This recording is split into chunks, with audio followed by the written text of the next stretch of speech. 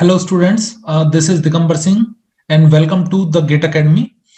और ये आपका सेशन है गेट जो एग्जाम आज हुआ है सिविल इंजीनियरिंग का।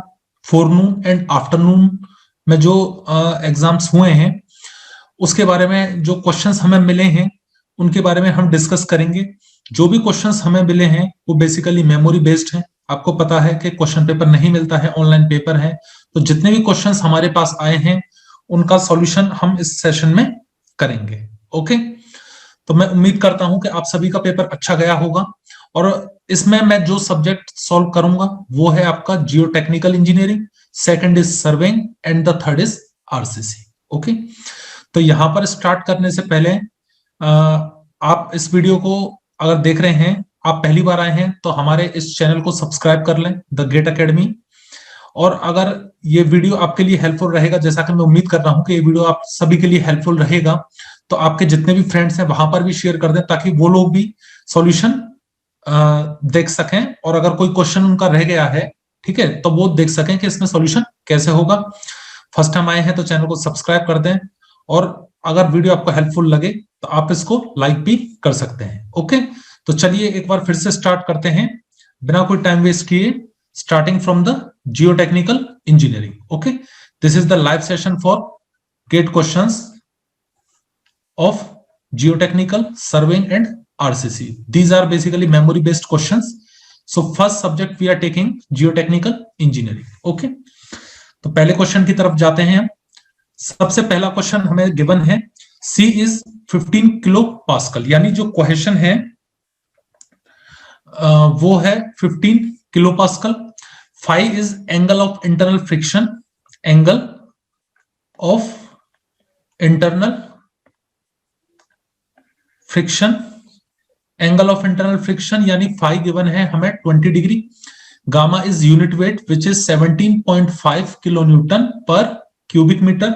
We have to find out SC। अभी SC क्या है? SC है आपका critical depth. Okay, SC is critical depth. ये डेटा आपको गिवन है, आपको SC कैलकुलेट करना है। ओके, सॉल्यूशन की तरफ हम जाते हैं। ये जो फॉर्मूला है SC का आप सभी को पता है, ओके, कि ये फॉर्मूला हम SC में यूज करते हैं to find the critical depth. SC is 4C upon gamma root KA। Okay, क्या क्या डेटा हमें गिवन है? हमें गिवन है C हमें गिवन है, हमें गामा गिवन है यानी यूनिट वेट, लेकिन Ka हमें नहीं दिया हुआ है। और Ka निकालने का फॉर्मूला आपके पास है 1 minus sine five upon 1 plus sine five. Okay, K क्या है? ये है आपका active earth pressure coefficient. Okay, तो K है is active earth pressure coefficient. Okay,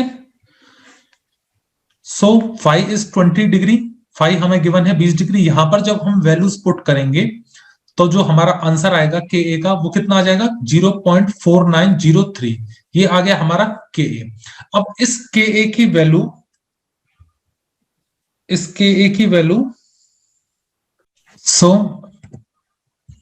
यहां पर हम क्या करेंगे, इस 20 डिग्री की जो वैल्यू है वो हमने यहां पर पुट कर दी, तो हमें क्या मिल गया? हमें मिल गया Ka इज 0.4903।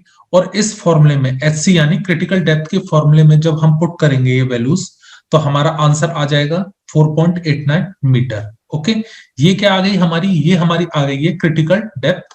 ओके, और जिसको हमने क्या ले लिया है? नियरली इक्वल्स टू 4.9 मीटर ले लिया है। ओके, तो ये हमारा पहला क्वेश्चन था। सेकंड क्वेश्चन की अगर हम बात करें तो क्या क्या डेटा हमें गिवन है देखिए। Okay, gamma is given 18.5 kilonewton per meter cube. This is W means water content. This is water content. ये कितना गिवन है हमें? 25%. G is specific gravity which is 2.65. Gamma W is 9.81 kilonewton per cubic meter. And we have to find out gamma set. Gamma set is saturated unit weight. और यहां पर एक चीज और गिवन है, the soil is partially saturated. 4 options आपको given है, option A, B, C and D। Okay, तो ये डेटा आपको यहां पर गिवन है। ओके, ये सभी क्या है? Given data. ओके, और हमें कैलकुलेट करना है गामा सेट। बहुत से स्टूडेंट्स सबसे पहले इसमें कंफ्यूजन होते हैं कि ये जो गामा है ये बेसिकली गामा ड्राई ले लेते हैं, बल्कि ये गामा ड्राई नहीं है, ये है गामा बल्क। गामा बल्क यानी वो वाला यूनिट वेट जिसमें आपका सॉइल भी है यानी सॉलिड पार्टिकल्स भी है, एयर भी है और वाटर भी है। ओके, तो जब हम इसको सॉल्व करने जाएंगे क्वेश्चन को, तो हम देखेंगे कि जो गामा है इक्वल्स टू, उसका फॉर्मूला क्या लगता है, ये बेसिकली है हमारा गामा बल्क। गामा बल्क होता है G plus S into gamma W upon 1 plus E. Okay, तो G plus S into gamma W upon 1 plus E. अब S और E, S है हमारा डिग्री ऑफ सेचुरेशन, E है हमारा वॉइड रेशियो। क्या E हमें गिवन है क्वेश्चन में? नहीं गिवन। डिग्री ऑफ सेचुरेशन हमें दे रखी है? वो भी नहीं दे रखी। तो हम क्या करें, तो हमारे पास एक फॉर्मूला होता है, फॉर्मूला होता है SE equals to W into G, यानी SE equals to WG। Okay, तो SE हमें नहीं दे रखा, लेकिन क्या उसकी जगह पर हम WG रख सकते हैं? ऑब्वियस सी बात है, रख सकते हैं, क्योंकि W भी हमें गिवन है और G भी हमें गिवन है। W इज 25%, तो हमने ले लिया 0.25, और G हमने ले लिया 2.65, तो ऐसे हमारा आ गया है 0.6625। ओके, यहां पर जब हम सारी वैल्यूज पुट कर देंगे, तो जो गामा हमारा गामा की वैल्यू है 18.5, G की है 2.65, SE की वैल्यू ये हमने यहां से पुट कर दी, ऐसे ही हमने कैलकुलेट कर लिया WG को इक्वलाइज करके। ओके, गामा W हमारा 9.81 होता है और 1 प्लस ई, इसको जब हम सॉल्व करेंगे तो हमारी वॉइड रेशियो आ जाएगी 0.7562। ओके, अब जब हमारे पास वॉइड रेशियो आ गई है, तो गामा सेट का फॉर्मूला क्या होता है हमारे पास? गामा सेट होता है G plus E into gamma W upon 1 plus E. अब हमारे पास G भी है, E भी है, गामा डब्ल्यू भी है और E भी है, तो हम ये सभी वैल्यूज को यहां पर पुट कर देंगे, तो हमारे पास गामा सेट आ जाएगा 19.02 किलो न्यूटन पर क्यूबिक मीटर। ओके, तो ये क्वेश्चन सॉल्व हो चुका है। ओके, उम्मीद करता हूं आप सभी को ये क्वेश्चन अच्छे से समझ में आ गया होगा। ठीक है, और जितने भी लोग आप सभी देख रहे हैं, आप सभी को फायदा हो रहा है, तो आपके जितने भी फ्रेंड सर्कल में है वहां पर भी आप इस वीडियो को शेयर कर दें। और मैं जब क्वेश्चन सॉल्व कर रहा हूं, तो आप भी कोशिश करो कि मेरे साथ साथ सॉल्व करो। अभी आप गेट का पेपर देकर आए हो, तो बहुत से क्वेश्चन तो आपको आते ही होंगे। ओके, लेकिन जिस पर आप अटक रहे हो या फिर थोड़ा सा कंफ्यूजन है, तो कोशिश करो मेरे साथ साथ करने की। आंसर सही आए या गलत आए आप कमेंट करो, और सही आता है तो अच्छी बात है, नहीं आता है तो इसमें बुराई क्या है, आप सॉल्व करो और अपने दोस्तों के साथ भी इसको शेयर कर दो, ताकि वो भी इसका फायदा उठा सके। ओके, तो यहां पर देखिए, यहां पर आपका गिवन है, एक ग्राफ हमें दे रखा है। किस किस का ग्राफ है? ये है volumetric strain versus shear stress. Okay, tau versus epsilon, मतलब स्ट्रेस वर्सेस स्ट्रेन कर्व है। ओके, यहां पर दो सॉइल्स हमें गिवन है, first one is P and the second one is Q. Okay, दोनों के ग्राफ हमें बता रखे हैं और चार ऑप्शंस हमारे पास हैं, और हमें बताना है इन चारों ऑप्शंस में से कौन सा ऑप्शन करेक्ट है। ओके, तो यहां पर एक चीज आप देखिए, ये दोनों कर्व आप अच्छे से जानते हो, जब आप कंसोलिडेशन पढ़ते हो तो इन कर्व्स को आप अच्छे से जानते हो कि कौन सा कर्व किस चीज का है। ओके, यहां पर चार ऑप्शंस आपके सामने दे रखे हैं, फिर भी मैं आपकी मेमोरी के लिए आपको बताता हूं। ये है कर्व नंबर ए और ये है कर्व नंबर बी। ये कर्व आपने पढ़ा था किसमें? ओवर कंसोलिडेटेड क्ले और नॉर्मल कंसोलिडेटेड क्ले, क्लियर है? और ये कर्व आपने पढ़ा था, ये डेंस सैंड और लूज सैंड। ओके, ये क्लास के कराए हुए क्वेश्चंस हैं, ये जितने भी क्वेश्चंस आए हैं और हम आपको करा रहे हैं ये गेट के, ये सारे के सारे क्वेश्चंस आपके क्लासरूम में कराए गए हैं। ओके, तो यहां से आप देखो, नॉर्मल कंसोलिडेटेड का कर्व क्या बनता है? नीचे की तरफ, और ओवर कंसोलिडेटेड का क्या करता है? पहले वॉल्यूमेट्रिक चेंज या फिर वॉल्यूमेट्रिक स्ट्रेन जो है वो कम होगा, फिर उसका इंक्रीज होने लगता है। कब? जब आपका स्ट्रेस की वैल्यू इंक्रीज होती है। यहां पर यही सेम चीज किसके साथ हो रही है? डेंस के लिए वही कर्व फॉलो हो रहा है पी, और ये नीचे वाला लूज के लिए क्यू। इधर ओवर कंसोलिडेटेड क्या है? पी जैसा कर्व है, ये क्यू जैसा है, तो यहां से जब हम लेंगे तो क्या होगा? सॉइल पी जो हमारी है कैसी होगी? Dense and over consolidated. तो बात अगर हम करें तो कौन सा ऑप्शन करेक्ट है? Soil P is dense and over consolidated. Okay, next question ये है कि इन ओडोमीटर एक फुल्ली सैचुरेटेड क्ले है। ओके, फुल्ली सैचुरेटेड क्ले है और उसको कंसोलिडेट किया गया है under a vertical pressure of 15 kilo newton पर मीटर स्क्वायर। ये क्या है? आपका इनिशियल स्ट्रेस है। ओके, अब इस स्ट्रेस पे हम क्या करते हैं? देखो, now the soil is in equilibrium, the effective vertical stress, the effective, this is basically effective vertical stress and pore pressure immediately on increasing the vertical stress to 150 kilonewton पर metre square. दो चीजें आपसे पूछी हैं। पहला आपसे पूछा है इफेक्टिव वर्टिकल स्ट्रेस। ओके, आपसे क्या पूछा है? पहला आपसे कैलकुलेट करवा रहा है सिग्मा डैश, यानी इफेक्टिव स्ट्रेस कैलकुलेट करना है, और दूसरा आपको यू कैलकुलेट करना है। यू का मतलब पोर वाटर प्रेशर या फिर एक्सेसिव पोर प्रेशर या पोर प्रेशर, कुछ भी आप इसको कह सकते हो। ओके, इनिशियल स्ट्रेस था हमारा 50 किलोन्यूटन पर मीटर स्क्वायर, और बाद में इंक्रीज होकर वो कितना हो गया? 150 किलोन्यूटन पर मीटर स्क्वायर। ओके, अब हम इसको सॉल्व कैसे करेंगे? देखिए, इनिशियल हमें कितना गिवन है? सिग्मा 50 किलोन्यूटन पर मीटर स्क्वायर। ओके, इनिशियली हमें कितना गिवन है? 50 किलोन्यूटन पर मीटर स्क्वायर, और इसको इंक्रीज करके कितना कर दिया है? 150 किलोन्यूटन पर मीटर स्क्वायर। ये क्या किया है? इसको इंक्रीज करके किया है। ओके, अब इसको जब इंक्रीज करके ये हमने चेंज किया 150, तो यहां से जब हम निकालेंगे इफेक्टिव स्ट्रेस, तो इफेक्टिव स्ट्रेस कितना आ गया हमारा? इफेक्टिव स्ट्रेस आ गया 50 किलोन्यूटन पर metre square. Okay, effective stress कितना हो गया हमारा? 50 किलोन्यूटन पर मीटर स्क्वायर। ओके, अब हमें निकालना है excessive pore water pressure. Okay, excessive pore water pressure होगा हमारा, फॉर्मूला तो आप सभी को पता है, effective stress equals to total minus pore water. अगर मुझे पोर वाटर निकालना है तो मैं क्या करूंगा? सिग्मा माइनस सिग्मा डैश कर दूंगा। ओके, यही मैंने किया है यहाँ पर। तो यहाँ पर क्या हो रहा है? सिग्मा माइनस सिग्मा डैश कितना हो गया? 150 माइनस 50 यानी 100 किलोन्यूटन पर मीटर स्क्वायर। तो ये आ गया आपका इफेक्टिव स्ट्रेस, ये आ गया आपका पोर वाटर स्ट्रेस। ओके, तो ये क्वेश्चन आपको क्लियर हो गया होगा। नेक्स्ट क्वेश्चन की तरफ मूव करते हैं हम। ओके, ये अच्छा क्वेश्चन है। इस क्वेश्चन में देखो हमें क्या दे रखा है। ठीक है, मैं पूरा लैंग्वेज जो क्वेश्चन में लिखी है वो पूरा आपको समझाता हूं। ठीक है, ये डायग्राम आपको दे रखा है सबसे पहले। ओके, ये जो सबसे पहली हमारी लेयर है वो है हमारी ग्राउंड लेवल। उसके 5 मीटर नीचे, उस लेयर के 5 मीटर नीचे क्या मिलता है आपको? एक वाटर टेबल। ये साइन तो आप जानते ही हो, ये किसका साइन है? ये किसी भी जब वाटर सरफेस को हम इंडिकेट करते हैं तो इस साइन से शो करते हैं। ओके, ये है हमारा वाटर टेबल।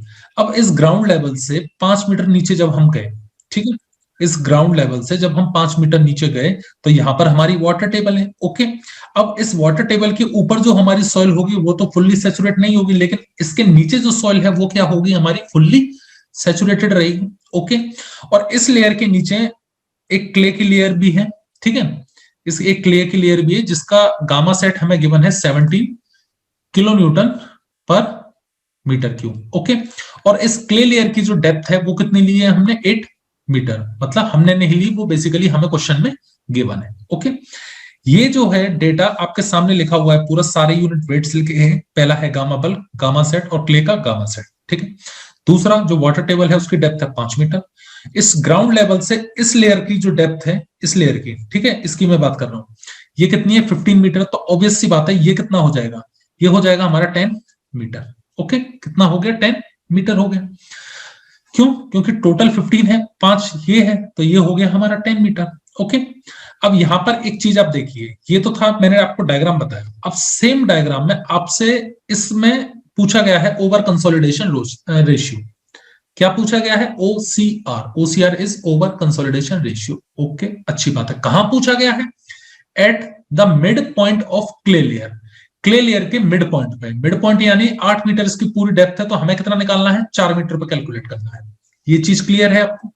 एक चीज जो इसमें और दे रखी है वो दे रखी है कि अभी जो आपका वाटर टेबल है वो कितना है?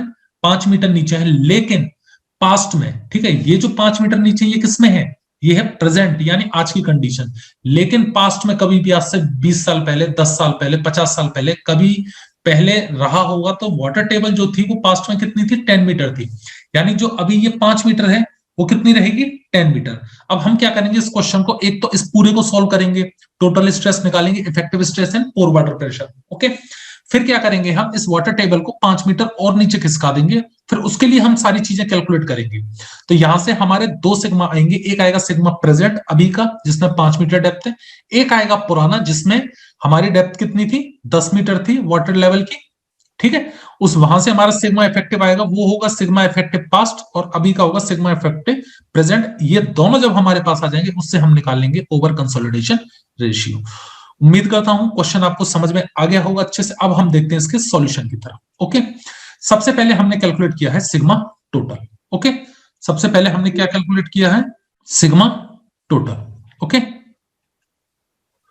ये देखिए सबसे पहले हमने कैलकुलेट किया सिग्मा टोटल। अब सिग्मा टोटल जो है वो कितना है, 17.5 इंटू 5, ठीक है, प्लस 18.5 इंटू 10 प्लस 17 इंटू 4। कैसे किया ये देखिए, मैं डायग्राम में दिखाता हूं। देखो 17.5 यूनिट वेट है, इसको मल्टीप्लाई किया मैंने कितना, इस 5 के साथ। इस 18.5 को मल्टीप्लाई किया मैंने इस डेप्थ के साथ 10 मीटर, और इस 17 का मल्टीप्लाई किया मैंने कितना, 4 के साथ। 4 के साथ क्यों किया भैया, हमें सेंटर पे चाहिए ना, हम पूरी डेप्थ क्यों लेंगे 8 मीटर जब हमें चाहिए सेंटर पे, तो यही मैंने किया है यहाँ पर। ओके, ये देखिए यही मैंने यहाँ पर किया। ये जो 4 है ये क्या है, mid point of clay, mid point of clay, ये क्ले का क्या है, मिड पॉइंट है। यहां से हमारा जो सिग्मा है वो टोटल आ गया कितना, 340.5 किलो न्यूटन पर मीटर स्क्वायर। ओके, ये क्या आ गया हमारे पास, 340.5 किलो न्यूटन पर मीटर स्क्वायर। ओके, ये आ चुका है। अब हमने निकाला है यू। यू क्या है, pore water pressure. Okay, just a minute. Okay, U क्या है आपका, पोर वाटर प्रेशर। ये कितना आ गया, 10 इंटू 9.81 प्लस 4 इंटू 9.81। ओके, 10 जो है वो डेप्थ है किसकी, उस लेयर की जहां से आपका वाटर टेबल स्टार्ट होता है, उस डिस्टेंस को या फिर उस डेप्थ को मैंने मल्टीप्लाई कर दिया, ये क्या है, गामा डब्ल्यू के साथ। और यहां पर ये 4 क्या है, 4 मैंने अभी भी आपको बताया mid point of clay, clay का मिड पॉइंट। ओके, इसको मल्टीप्लाई कर दिया मैंने किसके साथ, गामा के साथ। तो यहां पर मेरा यू आ चुका है 137.34 किलो न्यूटन पर मीटर स्क्वायर। ओके, अब हम निकालेंगे सिग्मा इफेक्टिव यानी इफेक्टिव स्ट्रेस। इफेक्टिव स्ट्रेस कैसे निकाला है हमने, sigma total minus you. Sigma total क्या था, वो ये था, यू क्या था मेरा, ये था। सिग्मा टोटल में से जब मैंने यू को सब्ट्रैक्ट किया यानी पोर वाटर प्रेशर को, ये यू क्या है, पोर वाटर प्रेशर है। ओके, इसको जब हमने सब्ट्रैक्ट किया तो हमारे पास सिग्मा इफेक्टिव की वैल्यू क्या आ गई, 203.16 किलो न्यूटन पर मीटर स्क्वायर। ओके, ये तो जो हमारा निकल कर आया है सिग्मा इफेक्टिव, ये कब का है, ये है हमारा प्रेजेंट का। ओके, ये कब का है, प्रेजेंट का। हमें कब का चाहिए, हमें चाहिए पास्ट का टोटल। ओके, तो पास्ट का टोटल क्या है, ये है 335। अब देखो यहां पर जो वाटर टेबल थी इसकी मैं बात कर रहा हूं। ओके, इसकी मैं बात कर रहा हूं, मतलब यहां तक की। ओके, कहां तक की बात कर रहा हूं, यहां तक की। तो ये जितना भी है ये पूरा ऊपर का सिग्मा यू और सिग्मा इफेक्टिव, ये कब का है, प्रेजेंट का। ओके, अब सेम तरीके से हम सॉल्व करेंगे किसके लिए, पास्ट के लिए। यहां पर वाटर टेबल को हम क्या मान रहे हैं, वाटर टेबल को मान रहे हैं हम 10 मीटर नीचे है। तो देखो यहां पर वैल्यू क्या ली है, मैंने 10 ली है। तो जब यहां पर मैं वाटर टेबल को 10 मीटर नीचे मारूंगा तो 17.5 इंटू 10 हो गया, प्लस 18.5 क्या है, जो वाटर टेबल के नीचे सॉइल थी उसका गामा सेट, उसका मल्टीप्लाई मैंने किसके साथ किया, 5 के साथ, क्योंकि अब कितनी डेप्थ बचेगी, क्ले से ऊपर कितनी डेप्थ बची, 5 मीटर, प्लस 17 इंटू 4, यहां भी मैंने 4 लिया है। तो सिग्मा पास टोटल आ गया मेरा 335.5। ओके, यहां पर जब हम यू कैलकुलेट करेंगे तो यू की हमारी वैल्यू आ जाएगी। ओके, सेम उसी तरीके से। अब है हमारा सिग्मा इफेक्टिव पास्ट। ओके, तो ये कैसे करेंगे, सिंपल वही सिग्मा टोटल कब का, पास्ट का, माइनस यू पास्ट का, पोर वाटर प्रेशर, ये हम कर देंगे तो हमारा सिग्मा इफेक्टिव पास्ट आ जाएगा। हमें कैलकुलेट करना है over consolidation ratio. Over consolidation ratio क्या होता है, sigma past upon sigma present equals to, ये आ गया हमारे पास 1.21।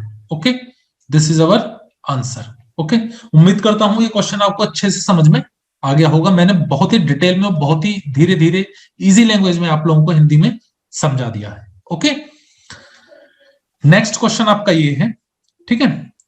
अब इस क्वेश्चन में क्या क्या गिवन है आपको, देखो इसमें आपको परमेबिलिटी गिवन है 25।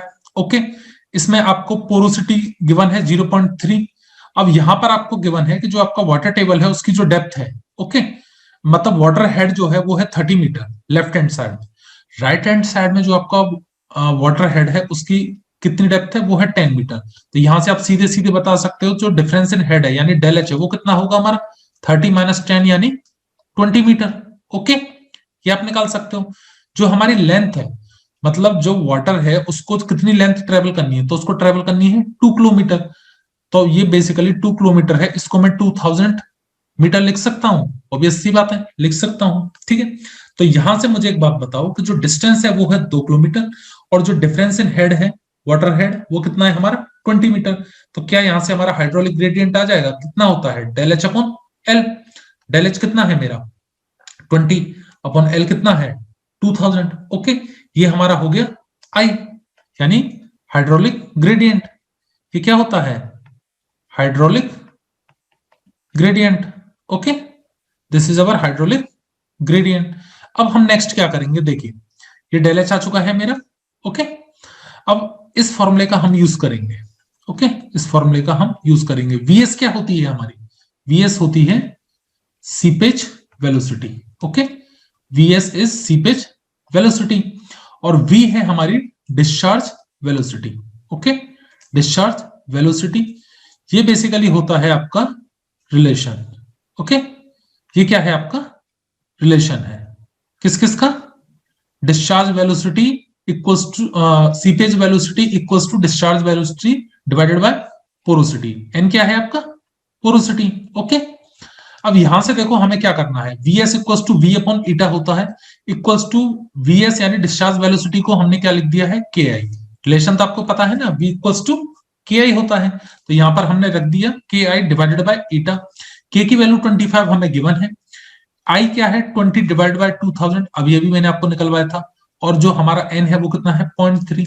यहां से जब हम सॉल्व करेंगे तो जो हमारा वीएस है वो कितना निकल कर आएगा, सीपेज वेलोसिटी वो आएगी 0.833 मीटर पर डे। ओके, ये हमारी क्या हो गई सीपेज वेलोसिटी। अब ये रिलेशन आपने स्कूल्स में पढ़ा होगा अच्छे से। रिलेशन क्या है कि velocity equals to distance upon time. Okay, तो ये है वीएस यानी सीपेज वेलोसिटी, जो हमारी आई है। डी है हमारा वो लेंथ जो वो ट्रेवल कर रहा है, कितना ट्रेवल कर रहा है ये 2 किलोमीटर। 2 किलोमीटर को मैंने मीटर में कन्वर्ट करके यहां पे लिख दिया 2000। ओके, और जो टी सीपेज वेलोसिटी है वो कहां है हमारी, ये है। ओके, तो ये हमारी वीएस है, ये हमारा डी है, तो क्या यहां से हम टी नहीं निकाल सकते, ऑब्वियस सी बात है निकाल सकते हैं। तो टी कितना आ गया हमारा, टी आ चुका है 2400 डेज। ओके, तो ये आ चुका है हमारा डी, यानी इतना टाइम लगेगा उसको ट्रेवल करने में। ओके, इजी क्वेश्चन था, क्लासरूम का क्वेश्चन था। ओके, जो हमने क्लासेस में कराए थे, अभी तक जितने भी क्वेश्चंस मैंने आपको कराए हैं सारे क्वेश्चंस क्लासरूम के हैं। ओके, नेक्स्ट क्वेश्चन की तरफ मूव करते हैं। ओके, तो ये क्वेश्चन आपको गिवन है। इसमें देखिए कि जो आपका डाया है वो गिवन है 20 सेंटीमीटर। ये जो 4 मीटर है हमारा, ये क्या है बेसिकली, ये है हमारा drawdown. Okay, 4 metre is drawdown. R is radius of influence, R is radius of influence. Okay, और यहां पर जो 20 सेंटीमीटर है ये क्या है, डाया ऑफ वेल। ये क्वेश्चंस कहां से पूछा है, जनरली ये वेल का क्वेश्चन है। ओके, अब हम यहां पर क्या कैलकुलेट करना है, हमें कैलकुलेट कोफिशिएंट ऑफ परमिएबिलिटी।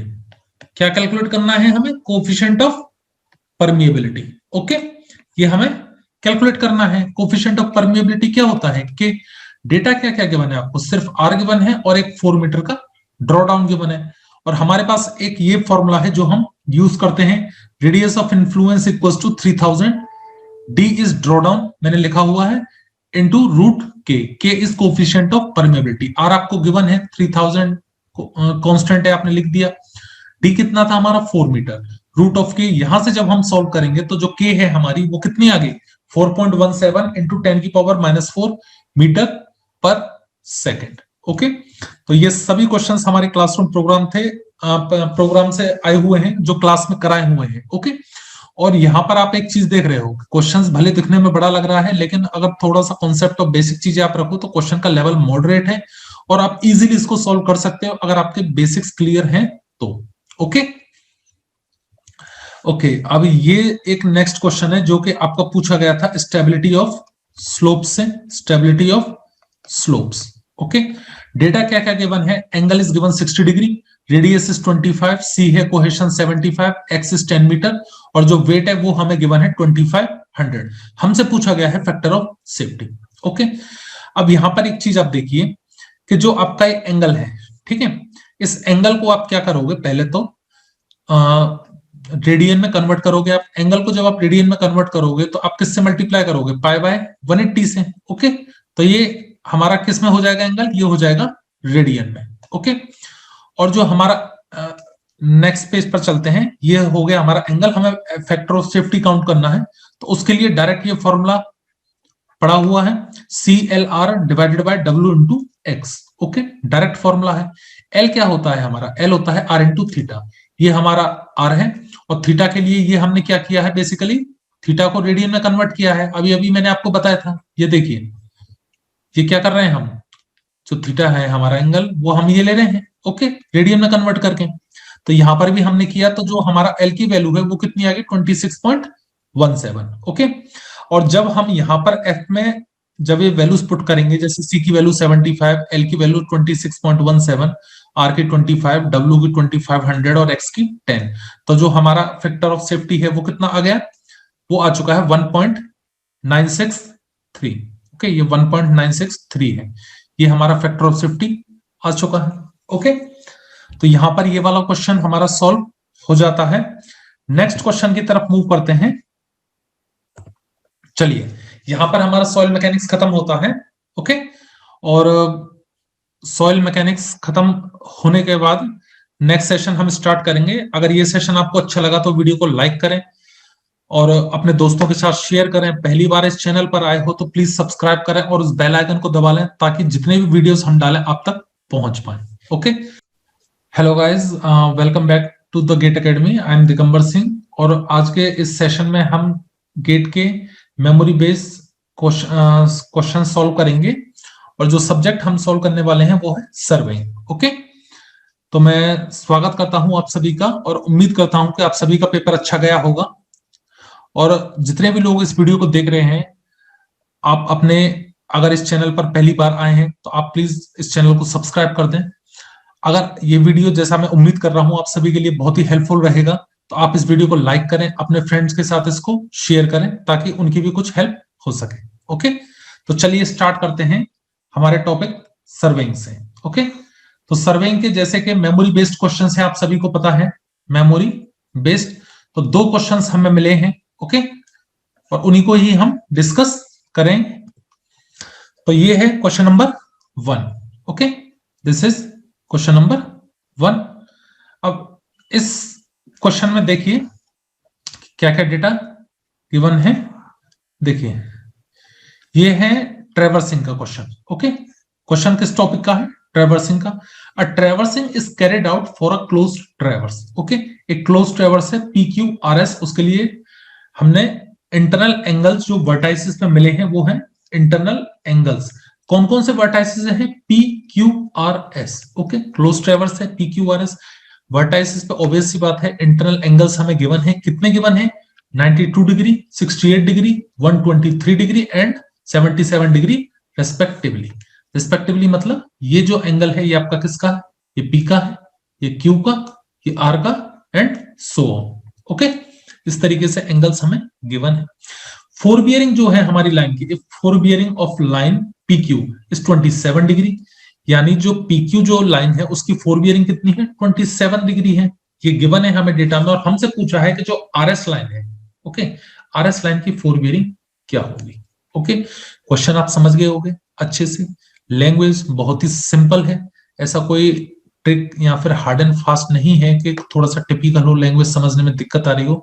बहुत सिंपल भाषा में उसमें दे रखा है कि भैया एक क्लोज ट्रैवर्स है PQRS, चारों के वर्टाइसिस पे एंगल दे रखे हैं और वो जो एंगल दे रखे हैं वो तो ठीक है, उसके अलावा जो PQ लाइन है उसकी फोर बियरिंग हमें गिवन है। हमसे पूछा भैया RS लाइन की फोर बियरिंग हमें बता दो। ओके, चलिए सॉल्यूशन की तरफ चलते हैं। ये देखिए मैंने एक ट्रैवर्सिंग बनाया है PQRS, चारों एंगल्स मैंने लिख दिए और ये जो मैंने लिखा है 27 डिग्री, ये बेसिकली क्या है, ये है हमारा four bearing. Okay, four bearing हमें गिवन है किस लाइन की, of PQ। Okay, PQ line की 4 बियरिंग हमें गिवन है, और ये जो है ये क्या है, इंटरनल एंगल्स। ओके, तो एक चीज देखो, ये जो हमारा ट्रेवर्स है PQRS, ये कैसा ट्रेवर्स है, ये है हमारा इंक्लूडेड सॉरी क्लॉकवाइज ट्रेवर्स। ओके, कैसा ट्रेवर्स है हमारा, क्लॉकवाइज ट्रेवर्स है। अब इस क्लॉकवाइज ट्रेवर्स में जब हम चलते हैं और जो इंक्लूडेड एंगल्स जब हमें गिवन रहते हैं, तो वो इंक्लूडेड एंगल्स बेसिकली कौन से होते हैं, वो होते हैं आपके एक्सटीरियर एंगल्स। समझ में आया, जब हम क्लॉकवाइज ट्रेवर्सिंग चलते हैं तो जो इंक्लूडेड एंगल्स हमें गिवन रहते हैं वो रहते हैं एक्सटर्नल एंगल्स। ओके, लेकिन यहां पर हमें कौन से एंगल दे रखे हैं, यहां पर हमें दे रखे हैं इंटरनल एंगल्स। तो हम क्या करेंगे, कैसे सॉल्व करेंगे भैया, जो फॉर्मूला है उस फॉर्मूले को उल्टा कर देंगे तो हमारा क्वेश्चन सॉल्व हो जाएगा। क्यों, क्योंकि ट्रेवर्स तो है क्लॉकवाइज, एंगल देना चाहिए था इनको, एक्सटर्नल इन्होंने दे दिया इंटरनल, तो हम क्या करेंगे, हम जो फॉर्मूला होता है उसको रिवर्स कर देंगे तो हमारा क्वेश्चन सॉल्व हो जाएगा। चलिए क्वेश्चन की तरफ चलते हैं। इंक्लूडेड एंगल का फॉर्मूला क्या होता है, 4 bearing of QR minus back bearing of PQ। Okay, इसका मतलब है अगली लाइन की 4 बियरिंग में से पिछली लाइन की बैक बियरिंग आप सब्ट्रैक्ट कर दोगे तो आपका इंक्लूडेड एंगल आ जाएगा। वो कौन सा रहेगा, एक्सटीरियर रहेगा। लेकिन हमें तो इंक्लूडेड एंगल कौन सा दे रखा है, इंटरनल दे रखा है, तो हम इस फॉर्मूले को उल्टा कर दें। 4 बियरिंग माइनस बैक बियरिंग कर रहे हैं तो बैक बियरिंग माइनस 4 बियरिंग कर देते हैं। ओके, तो back bearing of PQ minus 4 bearing of QR, ये कर दिया हमने। अब इस क्वेश्चन में बचा क्या, कुछ भी नहीं बचा। इंटरनल एंगल्स लिया हमने 68 डिग्री। 68 डिग्री कौन सा एंगल गिवन है, देखो ये ही तो गिवन है हमें 60 डिग्री Q। तो Q में जब 68 डिग्री गिवन है तो हम क्या करेंगे, बैक बियरिंग लेंगे PQ की minus 4 bearing of QR। Okay, देखो back bearing of PQ minus 4 bearing of QR, यहां पर वैल्यूज रख दी हमने 68 degree. Back bearing of PQ कितनी गिवन है हमें, बैक बियरिंग तो PQ की दे नहीं रखी, PQ की हमें 4 बियरिंग दे रखी थी कितनी, ये हमें दे रखी थी 27 डिग्री।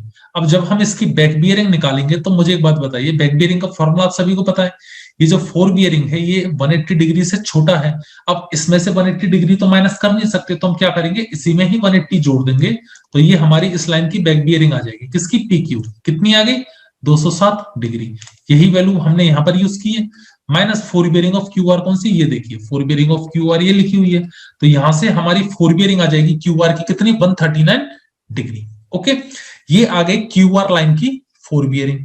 अब एक चीज देखिए, QR लाइन की जब 4 बियरिंग आ गई, अब उसकी बैक बियरिंग निकालने के लिए हम क्या करेंगे, ये तो थी 4 बियरिंग, 180 से छोटी है तो 180 में हम प्लस कर देंगे, तो जो इसकी बैक बियरिंग आ जाएगी वो कितनी आ जाएगी, 319 डिग्री, यानी 319 डिग्री। ओके, अब हम निकालेंगे एंगल R वाला फॉर्मूला रखेंगे, angle R equals to back bearing of QR minus 4 bearing of RS।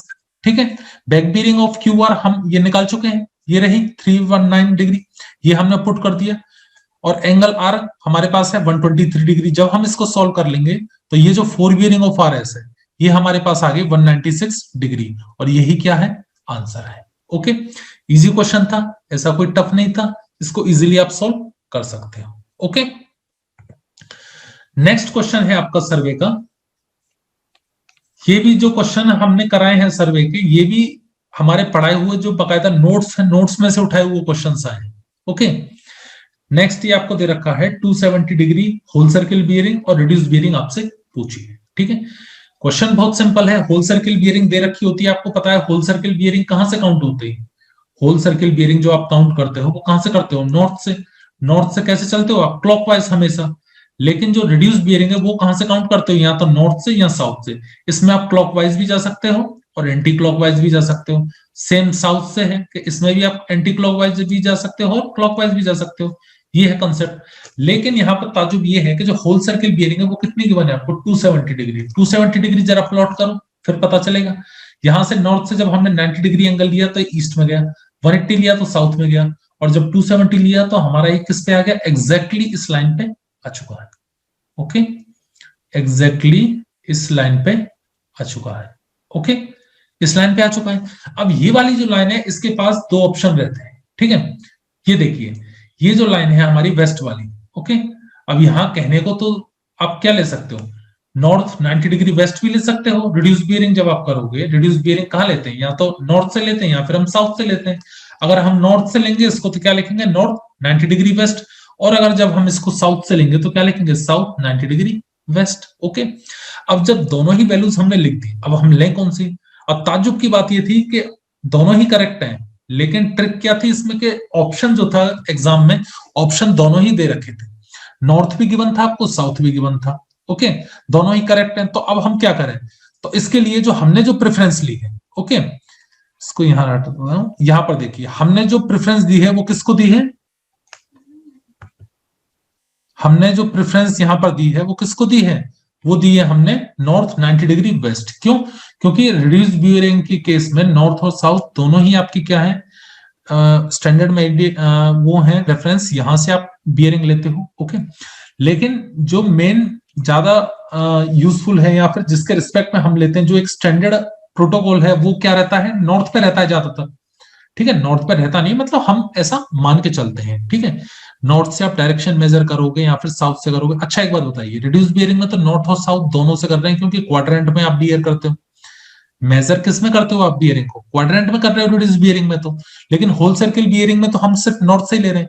चाहते तो हम साउथ से भी तो ले सकते थे, हम मान लेते कि नॉर्थ को हम स्टैंडर्ड नहीं मानेंगे, हम स्टैंडर्ड किसको मानेंगे, साउथ को। तो ऐसा है भैया कि यहाँ पर दोनों ही सही थे, ऑप्शन में दोनों थे, तो हमने किसको प्रेफरेंस दी, हमने दिए नॉर्थ 90 डिग्री वेस्ट को। ओके, तो ये यहां पर क्लियर होता है सर्वेइंग का क्वेश्चंस जो हमारे गेट एग्जामिनेशन में पूछे गए थे।